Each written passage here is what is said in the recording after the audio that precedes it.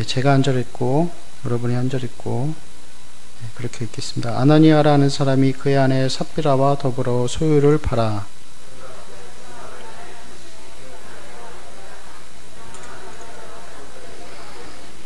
베드로가 이르되 아나니아야 어찌하여 사탄이 내 마음에 가득하여 내가 성령을 속이고 땅값 얼마를 감추었느냐.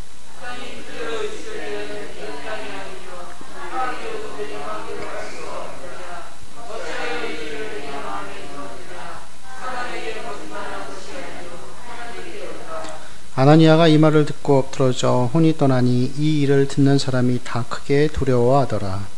젊은 사람들이 일어나 시신을 싸서 메고 나가 장사하니라. 아멘.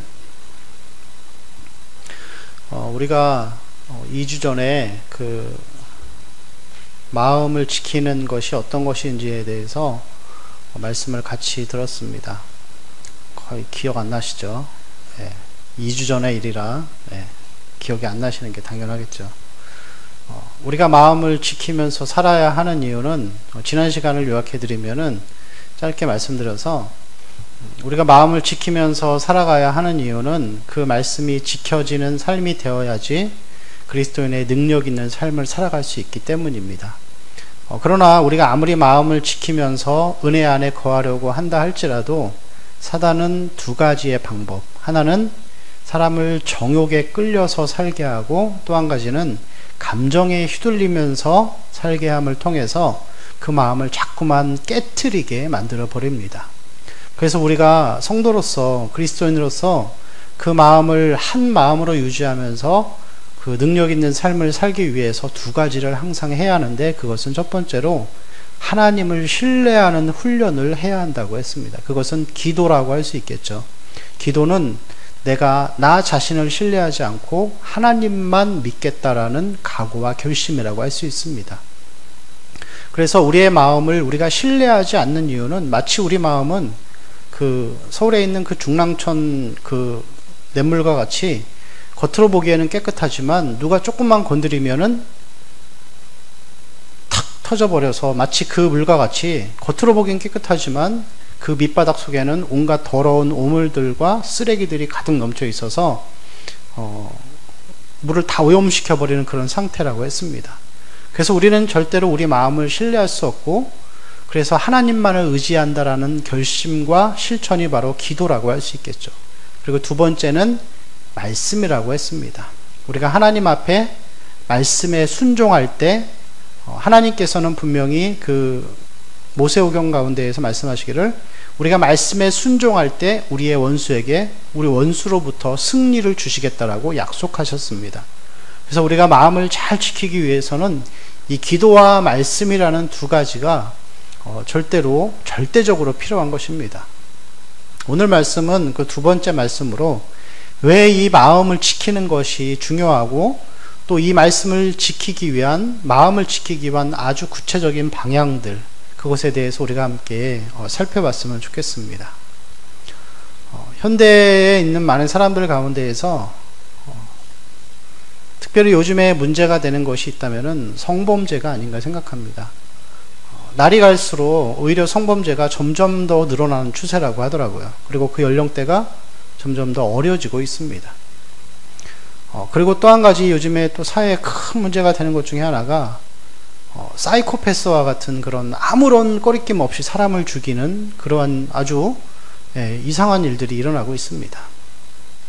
그런데 사회학자들이나 철학자들이나 이 세상의 심리학자들이 공통적으로 주장하는 것은 이 세상의 범죄의 원인은 두 가지라고 합니다. 그 한 가지는 빈곤의 문제라는 것이죠. 가끔 TV를 보면은 어떤 남자가 그 마트나 이런 곳에서 돈을 훔치거나 분유를 훔치다가 걸리는 일들이 있었어요. 그 이유를 들어보면은 돈이 없는데 이 젖먹이의 아이가 자기 자식이 우유가 없어서 굶어가는 그런 모습을 볼 때 눈이 뒤집힌다라고 얘기를 하더라고요. 그래서 만약에 이 땅에 그런 빈곤함이 점점 더 사라져 간다면은 범죄율도 점점 낮아질 것이라고 사회학자들은 이야기합니다. 또 한 가지는 교육의 문제라고 보죠. 그래서 만약에 이 교육적인 수준이 점점 올라갈수록 범죄는 점점 수치가 낮아져 간다라는 것이죠. 그래서 그 어떤 근거와 증거로서 말하기를 정말 화목한 가정에서 그 건강한 엄마와 아빠 사이에서 자라난 아이가 바른 교육을 받고 그리고 아주 대학 이상의 그런 교육을 받게 되면은 범죄하는 일이 아주 적다라는 것이죠. 근데 어느 면에서는 그 말이 일리가 있습니다.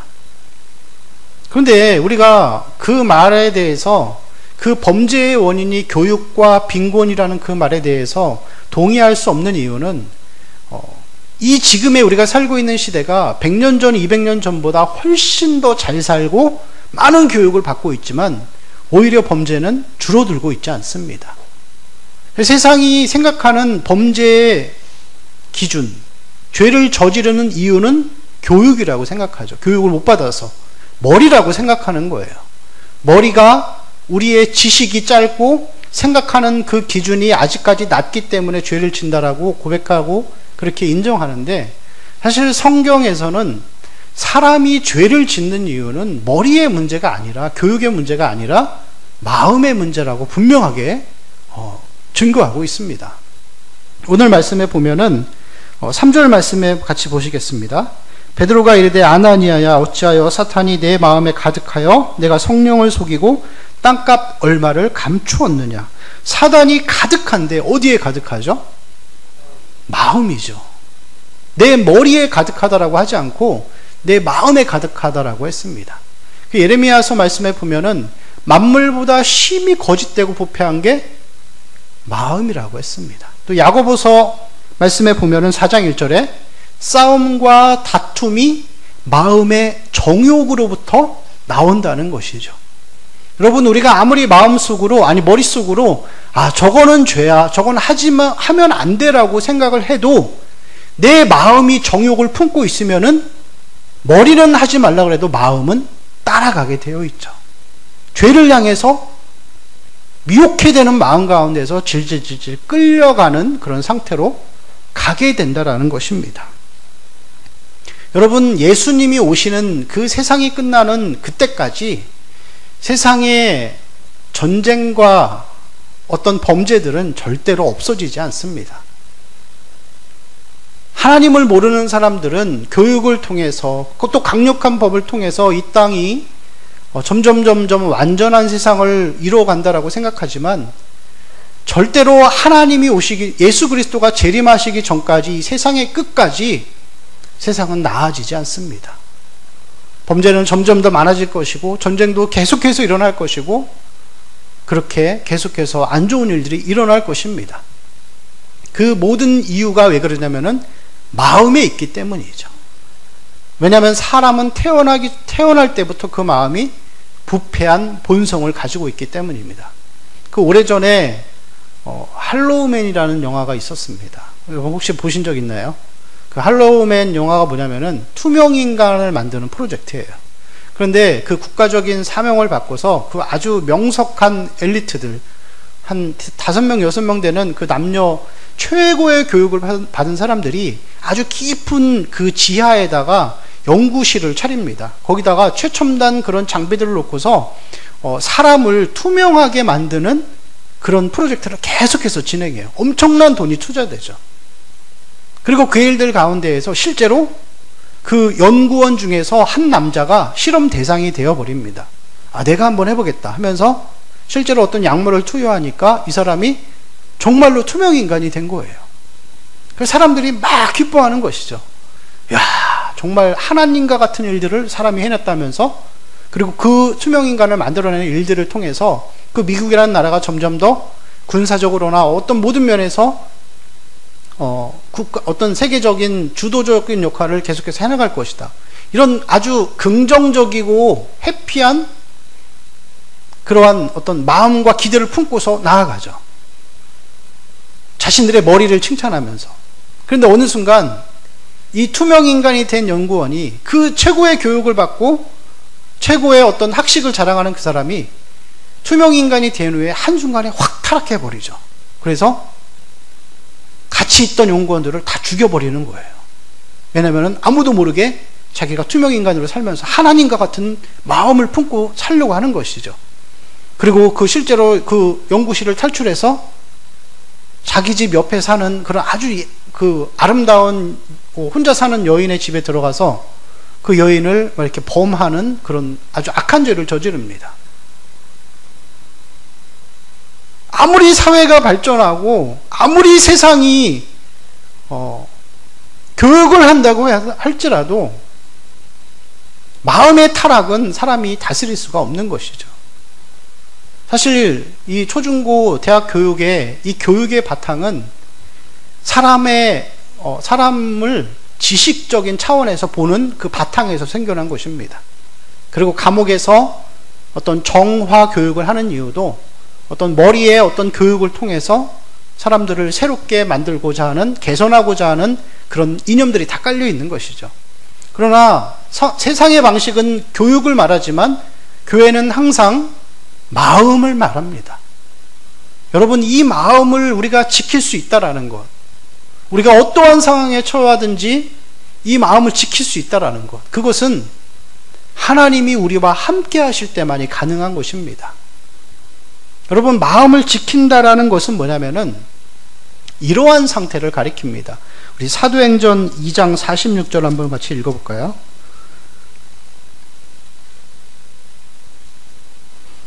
네, 같이 읽겠습니다. 시작.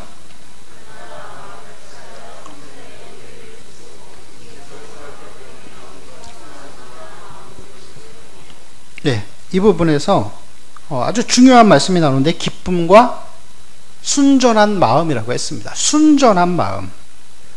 이 순전하다라는 마음은 뭐냐면은 단순하다라는 뜻이 있어요. 그리고 또 한편으로는 마음이 나누어져 있지 않고 한 마음이라는 뜻이에요. 그래서 이 사람들이 한 곳에서 한 마음을 품고서 모여있는 상태. 여러분, 그 빌레몬서 말씀을 한번 이렇게 시간이 날 때 쭉 묵상해 보세요. 아주 짧으니까. 근데 그 빌레몬서 말씀을 쭉 읽다 보면은 그 순전한 마음이 어떤 마음인지에 대해서 아주 정확하게 보여주고 있습니다. 그 빌레몬서 전체의 내용 가운데에서 바울이 감옥에 갇혀 있는 상태입니다. 그의 나이가 얼마나 된지는 모르지만 바울이 말하기를 자신은 나이가 많다라고 그렇게 고백하고 있죠. 감옥에 갇혀 있고 그리고 나이가 많은 상태, 아무런 소망이 없는 상태이죠. 지금의 어떤 그런 감옥과는 다르게 그 당시에는 감옥의 종류가 여러 가지가 있었습니다. 근데 아마도 추측하기를, 아마도 사도 바울은 그 감옥에 여러 가지 등급이 있는데 거기서 최악의 등급인 공동 감옥에 있었을 것 같아요. 아주 최악의 그런 자리들, 빛도 들어오지 않고 온갖 벌레가 울거리는, 그리고 습하고 그런 상황이겠죠. 근데 그런 상황에서 사도 바울이 계속해서 빌레몬서에서 자기보다는 남을 걱정하면서 감사하는 마음을 갖습니다. 감사하고 또 기도하는 마음들, 그리고 하나님 말할 때 하나님이라고 말하지 않고 내 하나님, 그가 하나님을 얼마나 사랑하고 있는지를 그 한 단어로 표현하고 있어요. 그리고 복음에 대해서도 말할 때 내 복음, 내 복음이라고 말하면서 그 기쁜 마음들, 순전한 마음들, 그 마음이 갈라져 있지 않은 것이죠. 한쪽으로는 하나님을 섬긴다고 하면서도 한쪽으로는 걱정하고 슬퍼하고 근심하면서 나의 정욕을 위해서 살아가는 마음이 아니라 전심으로 하나님을 바라보고 있는 아주 귀한 마음을 가지고 있는 것을 우리가 그 빌레몬서 말씀 가운데에서 볼 수가 있습니다. 그래서 이 마음, 순전하다라는 마음은 마치 우리 마음이 평화로운 것과 같은 것입니다. 평안한 마음. 여러분, 우리의 마음이 평안하지 않다면은 우리의 마음이 아직 지켜지지 않은 것이죠. 사단이 나의 마음을 갈라버린 것이죠. 깨트려버린 것이고. 또 특별히 우리가 이 마음을 지켜야 하는 이유, 순전한 마음을 가져야 하는 아주 중요한 이유가 있습니다. 우리 다시 한번 사도행전 2장 46절 말씀을 읽겠습니다. 네, 읽을까요? 시작.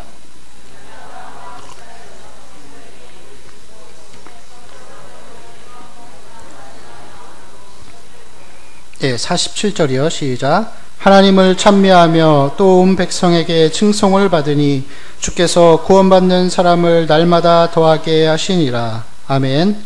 한 번 더 우리 사도행전 5장 12절 말씀 읽겠습니다. 5장 12절 말씀 읽을까요? 시작.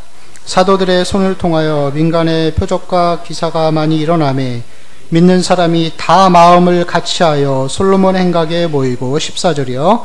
믿고 주께로 나오는 자가 더 많으니 남녀의 큰 무리더라. 아멘. 여러분, 우리가 이 마음을 지켜야 하는 이유, 순전한 마음이 너무나도 중요한데 그 이유는 이 본문 가운데 나타나 있습니다. 우리의 예배 가운데에서 우리 지금 이 자리에 있는 모든 사람들이 다 순전한 마음을 품고 있다라고 한다면은 거기에는 하나님의 능력이 나타나게 되어 있습니다. 그건 당연한 결과이죠. 우리가 보통 하나님을 말할 때 하나님을 어떤 분이라고 우리가 이야기하죠? 유일하신 하나님, 거룩하신 하나님. 그 말뜻 안에는 하나님도 역시 순전하신 분이라는 뜻을 담고 있습니다. 우리가 순전한 마음을 품고 있을 때 순전하신 하나님이 우리 가운데 강림하시는 것이죠. 사도행전의 역사들은 항상 그런 역사였습니다. 사람들이 모여있는 자리에 순전하신 그 순전한 마음을 품고 있는 사람들 안에만 순전하신 하나님이 강림하신다는 것입니다. 만약에 우리의 예배가 감동이 없고 감격이 없고 기쁨이 없다면은 순전하신 하나님이 순전하지 못한 자들 가운데서는 임하지 않았다는 것을 반증하는 것이겠죠. 여러분, 우리가 순전한 마음을 품는 것, 그 가운데에서만 성령의 역사하심이 있다라는 것입니다. 이것이 교회의 핵심이에요. 교회가 2000년 동안 존재해온 방식은 이것입니다. 하나님이 예배 가운데 임하셔서 사람들의 영혼을 일깨우시고 죄를 깨우시고 부흥케 하셨던 그 역사들. 그래서 우리가 읽었던 이 말씀 가운데서 보면은 하나님을 찬미하며 또 온 백성에게 칭송을 받으니 주께서 구원받는 사람을 어떻게 한다고요? 날마다 더하게 하시니라. 여러분, 그리스도인의 사명은 전도입니다. 근데 오늘 말씀, 이 순전한 마음이 왜 중요한지를 우리에게 가르쳐주고 있는데, 전도는 강요하는 게 아닙니다. 전도는 어떤 것의 결과물일 뿐이에요. 능력이 있는 하나님의 예배 가운데 서 있는 공동체, 그 예배 가운데 감격하고 기쁨을 누리는 사람들이 당연한 결과로 전도를 하게 되는 것이죠. 여러분, 이렇게 생각해 보시면 될 것 같아요. 제가 지지난주에 우리 아내랑 하율이를 데리고 생각지도 않던 꽁돈이 생겨가지고 여행을 갔다 왔습니다. 근데 저희는 이 여행을 항상 가면은 최고의 관심사가 뭐냐면은 그 지역의 최고로 맛있는 집, 그게 제일 중요해요. 그래서 막 찾아봤는데 어떻게 언뜻 생각나는 게 한 작년이었던가 재작년에 그 춘천 쪽에 잠깐 들렀다가 이 청국장 집에 갔었던 적이 있었어요. 근데 그 집이 어떤 집이냐면은 정말 찾아가기가 힘든 그런 곳이에요. 그리고 그 식당 간판도 없어요. 딱 들어가면은 이 종업원들도 되게 불친절해요. 뭐 물어보지도 않아요. 뭐 드실래요? 이것도 아니고 그냥 청국장 딱 갖다 주고 끝이에요. 그렇다고 뭐 가격이 그렇게 싼 것도 아니고. 근데 그 집안에, 그 식당의 메뉴는 오직 하나, 청국장이에요. 딴 건 없더라고요. 근데 너무 맛있어요. 그래서 거길 우리가 이번에 가가지고 한 30분, 40분을 어딘지 정확하게 기억이 안 나가지고 찾고 인터넷 찾아보면서 찾아서 갔어요. 그래서 그 식당 간판도 걸려있지 않고 아주 허름한 그 스레트로 올려놓은 그런 막 그 비늘 쳐있고 막 뱀 나올 것 같은 그런 집에서 청국장 아주 맛있게 먹고 왔습니다. 근데 거기 갔더니 아주 재미난 현상이 있어요. 맛있는 집마다 가보면 특징이, 공통점이 있죠. 그건 뭐죠? 사람이 엄청 많아요. 어떻게들 알고 오는지. 여러분, 교회가 성경이 증거하는 방식은 그겁니다. 우리가 만약에 예배 가운데에서 순전한 마음을 품고서 놀라운 하나님의 능력과 그 죄에 대한 깨어짐과 울부짖음과 그 십자가가 드러난 예배의 놀라운 감격들이 있을 때 전도하지 않아도 와요. 그 맛집과 같이 홍보하지 않아도, 우리가 의무감을 갖고서 머리에 짐을 갖고서 전도하지 않아도 사람들이 알아서 복음 앞에 나올 수밖에 없다라는 것이죠. 그래서 신약에 나오는 항상 모든 그 전도의 모든 일들은 항상 이 순전한 마음 가운데서 드러나는 예배의 감격의 결과였다라는 것입니다. 그래서 순전한 마음이 너무나도 중요하다라는 것이죠. 그런데 오늘의 말씀을 딱 보면은 이 마치 사도행전 전체 내용이 이 성령께서 강하게 역사하셔서 교회를 세워가시는 아주 놀랍고 축복과 감격의 장면들인데, 그 중에서 한 부분에 딱 오게티와 같이 이렇게 부정적인 내용을 기록하고 있어요. 이 오늘 말씀에 보면은 이 순전한 마음을 지키지 못하고 갈라져 있는 마음이 깨져 있는 그 상태를 이 말씀이 우리에게 분명하게 보여주고 있습니다. 우리 4절 말씀을 같이 읽겠습니다. 시작. 땅이 그대로 있을 때에는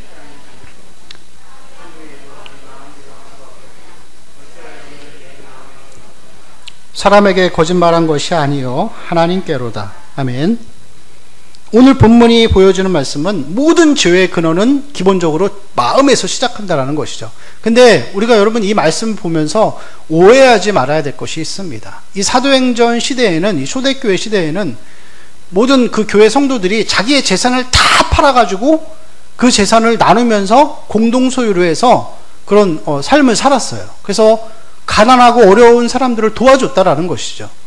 근데 이 말씀을 통해서 보면은, 오늘 본문 말씀을, 그 4절 말씀을 통해서 보면은 재산을 다 팔아버리는 거는 의무가 아니에요. 의무가 아니라는 것이죠. 안 해도 되고 해도 돼요. 그건 자기 마음이라는 것이죠. 그리고 또 한 가지는 뭐냐면은 그 재산을 다 팔아서 다 내놓지 않아도 상관이 없는 거예요. 일부만 내놓고 일부는 자기가 가지고 있어도 돼요. 그런데 여기서 보여지는 아나니아와 삽비라의 문제는 무엇이죠? 속인 거죠. 일부만 내놓고 다 내어놨다라고 속인다는 것입니다. 그리고 그들의 마음 속에서 마음을 지키지 못하는 상태, 그들이 그렇게 행한 이유는 딱 한 가지예요. 하나님 앞에서도 인정받고 싶고 자기 정욕도 챙기고 싶은 거예요. 마음이 깨어진 상태이죠. 여러분, 마음을 지키지 못하는 사람들, 이 사람들의 아주 중요한 특징이 있는데, 이 마음을 지키는 것이 순전함, 평화, 단순한 마음이라고 한다면은 마음을 지키지 못하는 상태는 그 반대예요. 복잡한 마음이죠. 이 아나니아와 삽비라가 아마도 그랬을 것 같아요. 이 돈을, 이 재산을 팔면서도 많이 갈등했을 것 같아요. 그냥 다 드리면은, 믿음으로 다 드리면은, 기쁘게 다 드리면 그냥 그걸로 끝인데, 그렇게 생각하지 않는 것이죠. 부부가 서로 의논하면서 마음속에 엄청난 갈등이 있었을 거예요. 이걸 정말 다 내놔야 되나? 너무 아까운데? 반만 드릴까? 아니, 그리고 반만 드렸다고 얘기를 하면 우리 쪼잔한 사람으로 보이겠지? 한 별의별 생각들을 다 했을 거예요.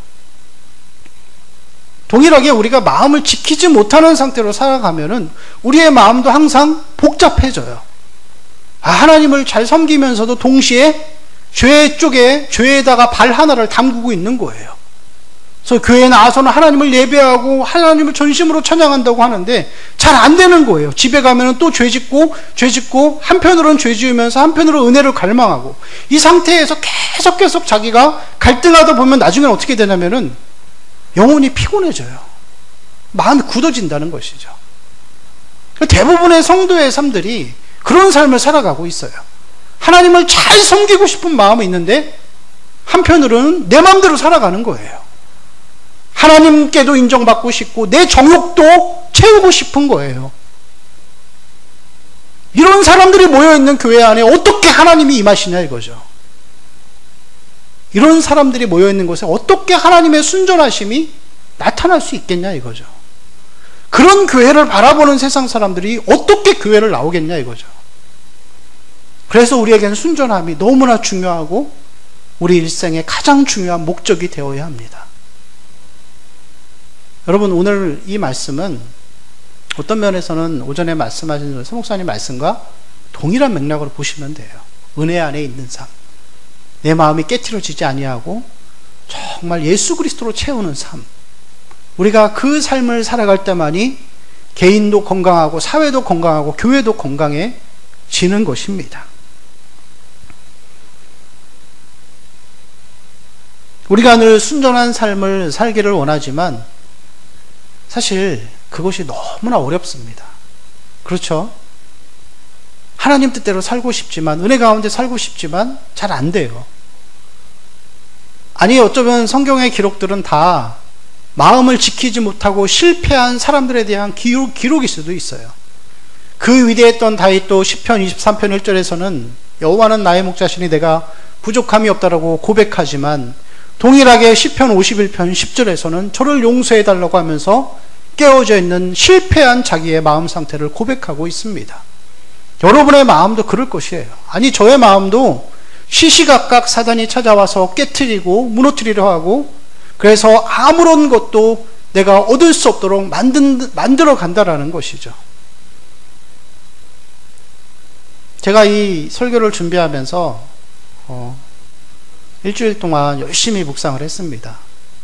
저에게는 사실 이 사역이 그렇게 바쁘지 않기 때문에 일주일 동안 고작 하는 게 설교 한 편 준비하고 또 우리 청년들 교육하는 것밖에 없습니다. 그래서 자랑은 아니지만 정말 3일 동안 금식하면서 기도 열심히 하면서 말씀을 보면서 이 말씀을 준비했습니다. 근데 사단이 가만히 있지 않아요.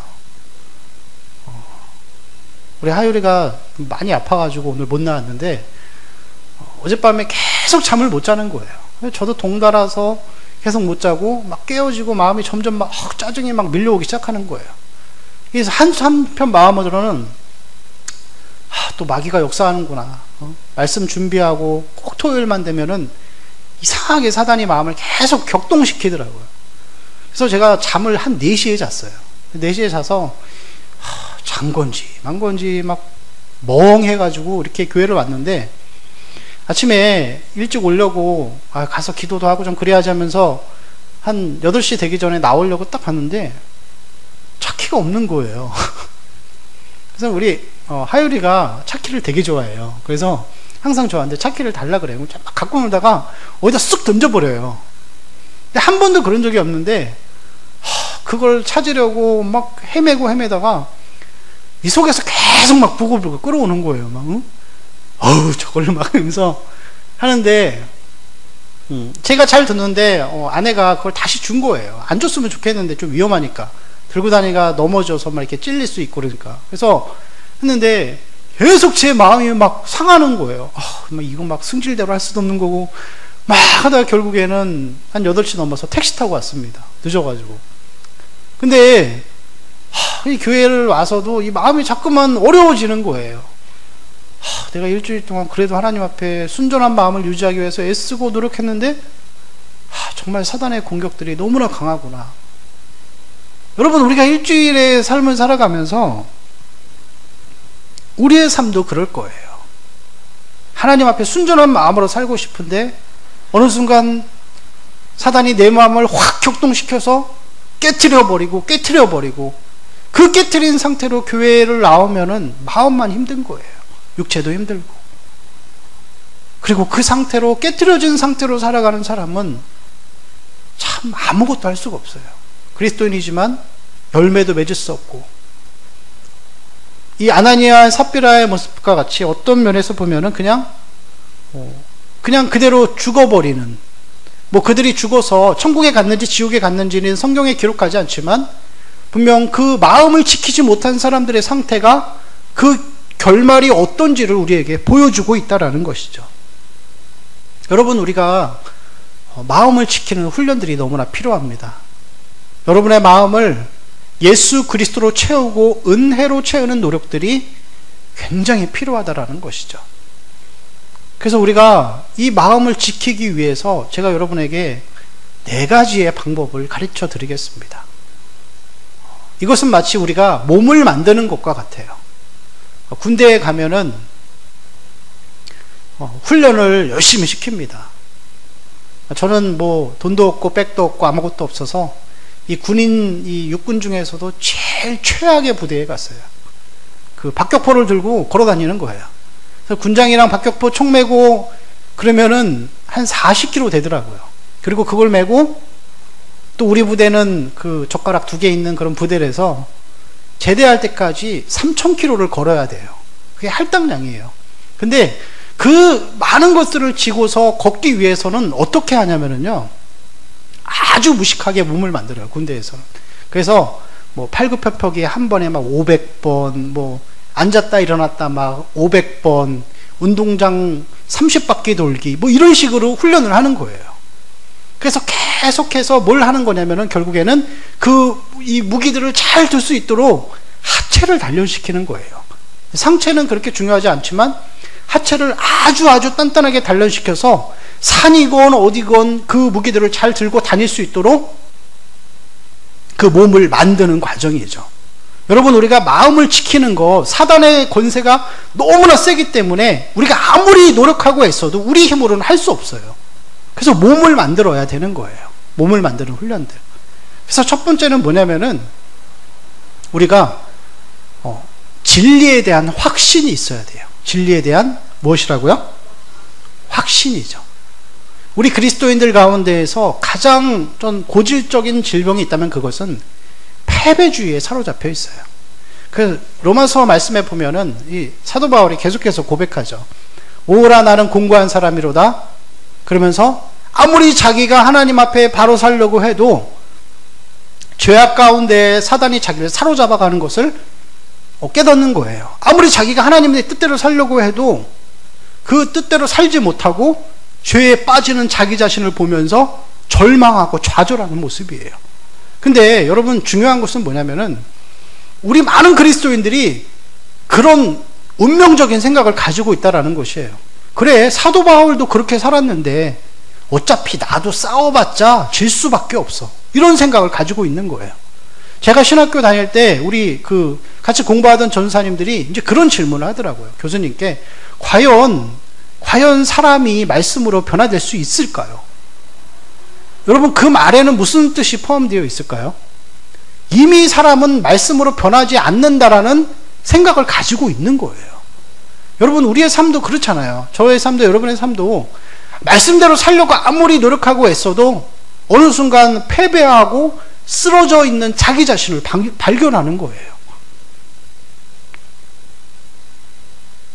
왜 그럴까요? 사단의 권세가 너무나 강력하다라는 것이죠. 아니, 사단의 권세는 얼마나 강력한지 우리가 사랑하는 이 말씀 율법을 우리의 원수로 만들어버렸어요. 무슨 말이냐면은 우리가 하나님 앞에 죄를 딱 지면은 사단이 말씀을 딱 들고 우리 마음속에 찾아옵니다. 그래서 너 하나님이 거룩하시고 너를 자녀 삼아 주셨는데 너가 이런 죄를 지었어. 넌 더러운 놈이야. 너가 어떻게 그렇게 거룩하신 하나님 앞에 그 더러운 모습으로 나아갈 수 있겠냐. 너는 하나님 떠나야 돼. 이런 식으로 우리를 정죄하는 거예요. 마음속에서. 어떻게 해서든지 하나님을 떠나는 삶을 살도록 자꾸만 정죄하는 거예요. 근데 그러다 보니까 그리스도인들이 생각하는 것이 뭐냐면은, 그래, 어차피 나는 죄인이야. 그래서 하나님 앞에서 자꾸만 자기를 정죄하면서 자꾸만 자기가 침체되어 가는 그런 과정 가운데 살아가는 거예요. 근데 성경은 그렇게 말하지 않습니다. 여러분, 하나님의 능력과 하나님의 사랑이 그렇게 약한 것이 아니에요. 자기의 독생자 아들을 죽인 사람들까지 용서한 그 사랑이, 하나님의 은혜와 그 능력은 우리를 정죄 가운데 살도록 만들지 않습니다. 여러분, 어떤 죄를 지어도 그 죄 가운데에서 허우적대고 침체되고 정죄감에 빠져 있으면 이미 사단에게 진 것이에요. 하나님은 그런 분이 아니라는 것이죠. 여러분, 우리가 아무리 많은 죄를 짓고 살아도 일주일, 아니 한 달 그 이상을 우리가 하나님 앞에 한 번도 나오지 않고 맨날 죄 가운데 빠져서 살아도 우리가 하나님 앞에 어느 순간 딱 나와서 회개하고 용서를 구하면은 그 많은 죄들은 떠나가고 하나님의 은혜를 물붓듯이 부어주십니다. 여러분, 우리가 말씀에 대한 확신을 가지셔야 합니다. 10년, 20년, 아니 평생을 신앙생활해도 죄 짓고 나면은 정죄감에 빠져서 막 침체되는 삶을 살아가는 거예요. 근데 그거는 마귀가 주는 마음이지 하나님이 주는 마음이 아니라는 것이죠. 우리는 이미 죄인이 왕노릇하는 것이 아니라 은혜가 우리 가운데에서 왕노릇하고 있습니다. 아무리 오랜 시간을 죄 짓고 살았다 할지라도 단 한 번이라도 하나님 앞에 나와서 기도하고 예수 그리스도의 보혈을 의지하면은 우리 삶은 그 순간 변하게 되어 있습니다. 우리 말씀 한 구절 같이 찾아보겠습니다. 요한일서 4장 4절의 말씀입니다.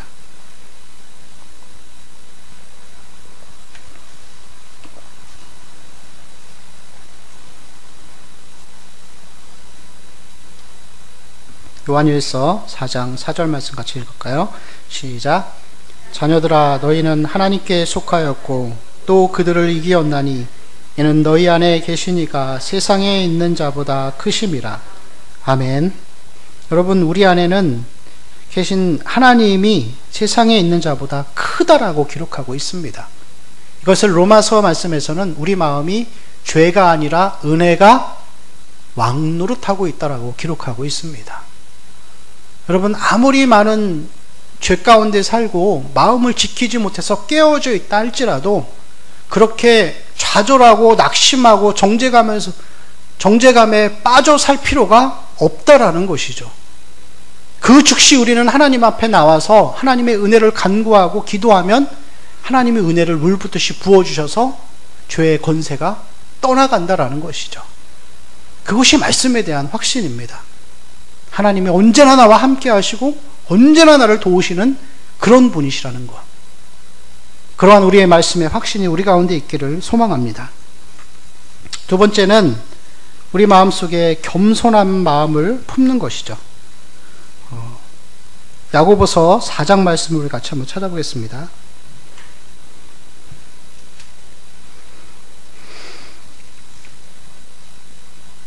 야고보서 4장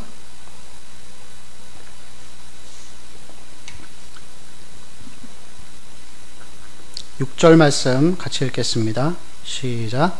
그러나 더욱 큰 은혜를 주시나니 그러므로 일렀으되 하나님이 교만한 자를 물리치시고 겸손한 자에게 은혜를 주신다 하였느니라. 아멘. 우리가 말씀에 대한 확신을 가지고 있지만 그래도 우리의 삶은 승리보다는 실패할 때가 너무나 많죠. 그러나 그때마다 실패할 때 우리가 정죄감에 빠져서는 안 되고 그 반대로 하나님 앞에 겸손해지는 시간입니다. 하나님, 저는 언제든지 쓰러질 수 있는 사람입니다. 저도 항상 제 마음속에 마음이 깨어질 때마다 기도하는 한 가지 제목이 있는데 그것은 주 예수여 주의 보혈로 저를 덮어주시옵소서. 그거 외에는 기도 제목이 없더라고요. 그 겸손한 마음을 품고 살아갈 때 하나님이 은혜를 주신다는 것입니다. 그리고 세 번째는 우리가 마음을 지키기 위해서 해야 되는 일인데 그것은 8절에 나와 있습니다. 야고보서 4장 8절 말씀 같이 읽을까요? 시작. 하나님을 가까이 하라. 너희를 가까이 하시리라. 죄인들아, 손을 깨끗이 하라. 두 마음을 품은 자들아, 마음을 성결하게 하라. 두 마음을 품은 자들, 마음이 깨어져 있는 자들이 가장 먼저 가져야 될 것이 무엇이죠? 성결함이죠. 그 에베소서 6장 18절 말씀에 보면은 죄송합니다. 그 3장, 야고보서 3장 17절 말씀에 동일한 말씀이 있습니다. 야고보서 3장 17절 말씀에 오직 위로부터 난 지혜는 첫째 성결하고 다음에 화평하고. 화평은 평안이에요. 평안. 평안은 다시 말하면 아까 말한 대로 순전한 마음과 같은 거예요. 우리가 마음을 지키기 위해서 첫 번째로 가져야 될 것이 성결이라는 거예요. 거룩하지 않으면 마음을 지킬 수가 없어요. 그래서 우리가 이 부분에 대해서도 하나님 앞에 항상 거룩한 열정을 달라고 기도해야 하는 것이죠. 그리고 마지막 네 번째는 기도라고 볼 수 있습니다. 다시 야고보서 5장 15절 말씀을 우리 같이 읽어볼까요? 시작. 믿음의 기도는 병든 자를 구원하리니 주께서 그를 일으키시리라. 혹시 죄를 범하였을지라도 사하심을 받으리라. 아멘. 여기서 병든 자는 육신의 병든 자도 육신적인 병을 가진 사람도 의미하지만 다른 본문에 이렇게 근거해서 보면은 여기서 병들었다라는 것은 죽은 자를 뜻하는 거예요. 죽은 자. 그리고 영적으로 죽은 자를 뜻하는 것입니다. 그래서 믿음에 우리가 기도할 때 아무리 우리가 죄 가운데 산다 할지라도 진리에 대한 확신을 가지고 겸손한 마음으로 거룩함을 품고 하나님 앞에 기도하면은 우리 영혼을 하나님께서 살려주시는 것이죠. 우리가 기도할 때 우리의 병들어 있고 죽어 있는 영혼과 깨어져 있는 영혼이 순전한 마음으로 바뀐다는 것입니다. 우리 말씀 한 구절만 더 찾아보고 설교를 마치겠습니다. 에베소서 6장 18절 말씀입니다. 에베소서 6장 18절 말씀 보시겠습니다.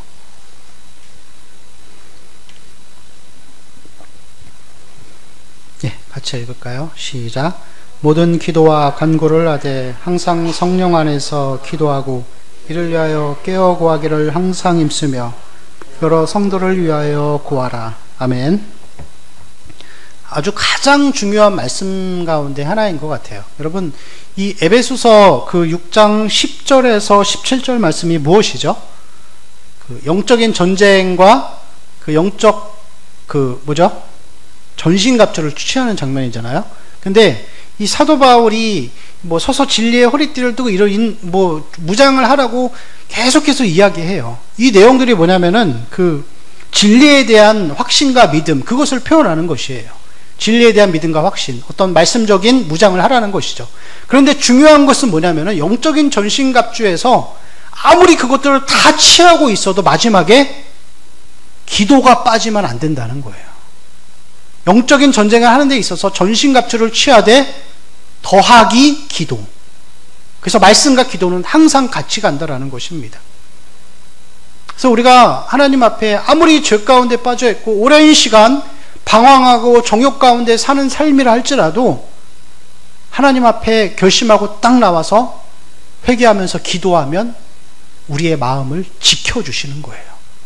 그 즉시로 예수 그리스도께서 우리 마음에 찾아오시고 성령께서 우리에게 능력을 주신다는 것입니다. 여러분, 마음을 지키는 것은 그리스도인에게 있어서 하나님께 최고의 헌신입니다. 우리가 우리의 마음을 순전하게 지키고 살아갈 때 교회의 모든 역사들도 우리의 외적인 삶과 환경들도 다 긍정적으로 변해갈 것입니다. 여러분, 한 주간 또 살아가면서 이 마음 지키는 훈련들을 하시기 바랍니다. 예수 그리스도가 우리 마음 가운데서 충만하게 거하시길 간절히 축원합니다. 같이 기도하겠습니다.